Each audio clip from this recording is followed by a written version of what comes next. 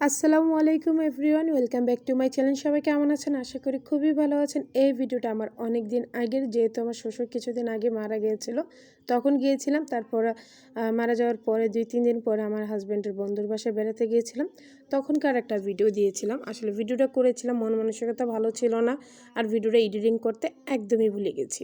তো যাই হোক, এখন যেহেতু ঢাকা চলে আসছি, এটা কিছুদিন আগের ভিডিও। তো আমি আপনাদের সাথে আজকে একটা কথা বলবো, গ্রাম এবং শহরের মধ্যে পার্থক্যটা আপনাদেরকে আমি একটু বলে বোঝাবো। আমার অনেক ভিডিওতেই শুনেন আমার গ্রাম অনেক অনেক ভালো লাগে, আর শহরও আমার যে ভালো লাগে না তা না, যেহেতু আমি ছোটোর থেকে বড় এবং আমার বিয়ে, তারপর আমার বাচ্চারা ওইখানেই হয়েছে ঢাকা শহরে, তো সেই তো আমার শহরটা আমার কাছে অনেক প্রিয়। আর গ্রামটা যেহেতু আমি বেড়াতে মানে যেতাম ছোটোবেলা থেকে, নানু বাড়িতে, দাদার বাড়িতে, এখন বিয়ে হওয়ার পরও আমি দেখা যায় বছরে 1-2 বার বেড়াতে যাই। সেই হিসাবে আমার কাছে গ্রামটা অনেক ভালো লাগে। কিন্তু পার্থক্য কী জানেন? গ্রামে কিন্তু কিছু মানে কোনো কিছু খরচ না করে কিন্তু কিছু কিছু সিসি ক্যামেরা খুঁজে পাওয়া যায় গ্রামে।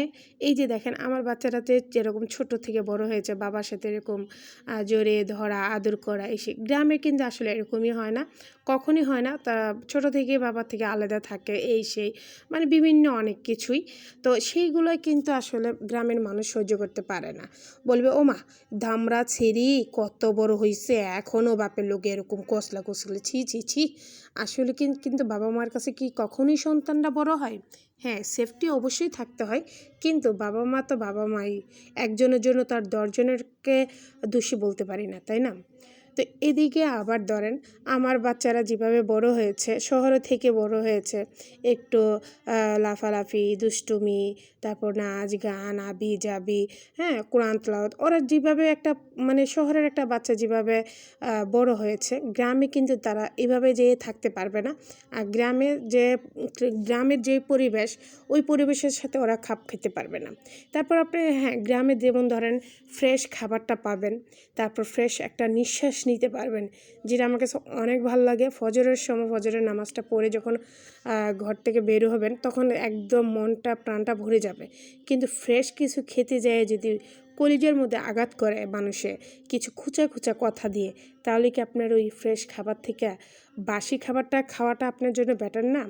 আর শহরের কথাটা বলি, শহরে আমরা একটা বন্দিখানায় থাকি, যেমন পাখি খাঁচার ভিতরে থাকে আর বেরোতে পারে না, আমরা শুধু বেরোতে পারি, কিন্তু আমরা খাঁচার ভিতরেই অবশেষে শ্রেষ্ঠ থাকি আর কি। 2টা 3টা 4টা রুম নিয়ে, কি ফ্ল্যাট নিয়ে যারা আমরা থাকি, তারা ওই খাঁচার ভিতরেই থাকি, দিন শেষে একই রুটিনে আমরা চলি। কিন্তু গ্রামের মানুষ এইখানে এইখানে ঘুরে বেড়াইতে পারে। এটাই হচ্ছে শহরের মধ্যে ডিফারেন্স। কিন্তু খাবার খাইতে পারবেন না, টাকা থাকলে ভাই সবই হয়। আমার একটা জিনিস কি মনে হয়, গ্রামে যদি ছেলে মেয়ে গ্রামে বড় হয় ছোট থেকে, তারা গ্রামে থাকাটাই বেটার। আর যারা শহরে ছোট থেকে বড় হয়, তাদের শহরেই থাকাটা বেটার। কারণ শহরে যদি একটা মেয়ে অথবা একটা ছেলে যদি গ্রামে বিয়ে করে, ওরা কিন্তু সেই শহরের মতন মিলেমিশে থাকতে পারে না। আবার গ্রামের কোনো ছেলে যদি শহরের কোনো ছেলে মেয়েকে বিয়ে করে, হ্যাঁ, তো ওরা কিন্তু শহরের সাথে এরকম খাপ খেতে পারে না।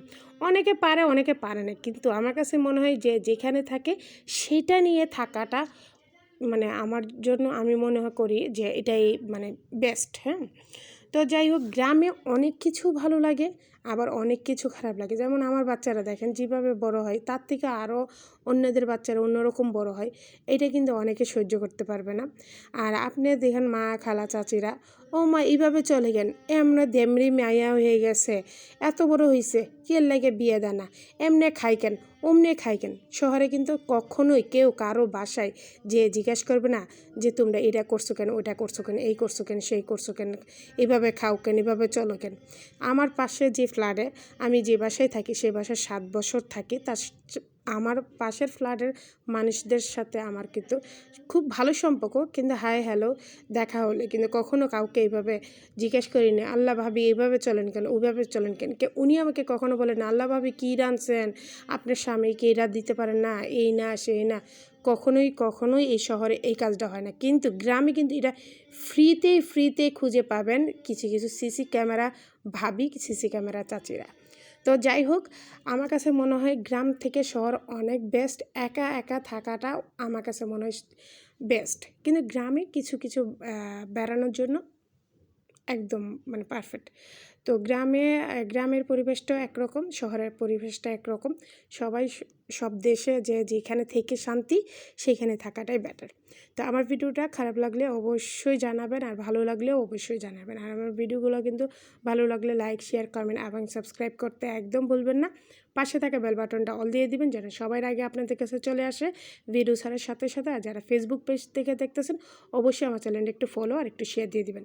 তো আজকের মতন এখানে বিদায়, ভিডিওটা অনেক দিন আগের, তো ভালো লাগলে কিন্তু অবশ্যই জানাবেন। আল্লাহ হাফেজ।